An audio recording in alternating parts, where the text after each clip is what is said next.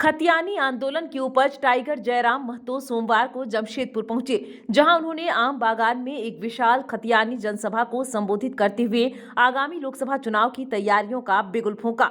उन्होंने लोकसभा चुनाव में 5-6 सीटों पर उम्मीदवार उतारने का ऐलान किया। इस दौरान उन्होंने मंच से टाटा स्टील पर निशाना साधते हुए स्थानीय युवाओं की उपेक्षा का आरोप लगाया। पूछा कि पूर्व मुख्यमंत्री रघुवर दास के पुत्र और एक आईपीएस अधिकारी की पत्नी को किस योग्यता के आधार पर नौकरी दी।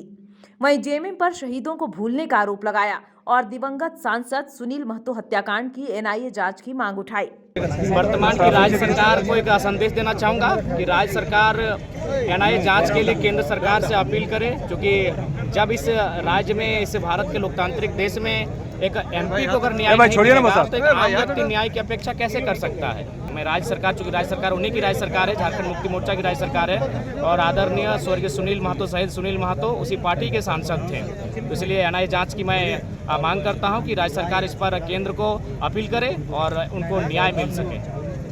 देखिए, सबसे पहली बात कि निश्चय ही हम लोग लोकसभा हमारा उद्देश्य नहीं था, हमारा उद्देश्य पहले था विधानसभा। लेकिन जब हम लोग 2 साल पूरे झारखंड का भ्रमण किए हैं तो हमने देखा कि हमारी खनिज संपदा जो लूट रही है, जिसमें कंपनीज का काफ़ी रोल है, और कंपनी के लिए कंपनी एक्ट पर आपको चर्चा करनी होगी, कंपनी एक्ट में चर्चा करनी होगी, आपको माइंस एक्ट पर चर्चा करनी होगी, और वो सदन का विषय होता है। इसलिए हम लोगों ने निर्णय लिया कि हमें अपने साथियों को, अपने ऐसे साथियों को जो निर्मल दा के तर्ज पर, जो सुनील दा के तर्ज पर निडर होकर अपनी बातों को रख सके, उनका लोकसभा राज्यसभा में होना अति आवश्यक है। इसलिए हम लोग लोकसभा के आम चुनाव में, क्या झारखंड का एक भी व्यक्ति आज वाइस चेयरमैन बना है टाटा में? टाटा का उत्तर था नहीं। तो ये कोर्ट राज्यपाल ने साफ कहा, हमको पता है तब आप कितना विकास किए हैं। ये हमारा स्टेटमेंट नहीं है, इस राज्य के प्रथम रहनुमा का स्टेटमेंट है कि टाटा ने क्या विकास किया है झारखंड का, ये हमको भी मालूम है। हाँ, आपने विकास किया है, 1000 करोड़ अपने फंड में दिया है प्रधानमंत्री केयर फंड में, जिसका आरटीआई नहीं है। वो फंड कोरोना में काम और विधायक और सांसद खरीदने में काम आया। बिल्कुल अपने काम किया है। मतलब साफ भाषा में हम कहना चाहेंगे, इस लोहे की नगरी में, इस उद्योग की नगरी में विकास हुआ है। लेकिन कैसा, थोड़ा समझा देते हैं। जैसे ढोल बनता है ना,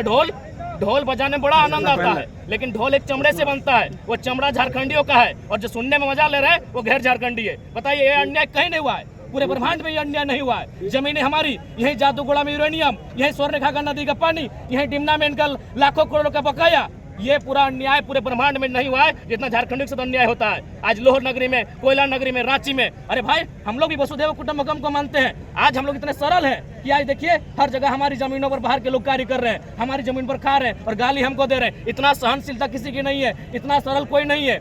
आप सीधी बात में बताइए कि कत्ल किसका होगा और मजा टाटा में कौन मार रहा है?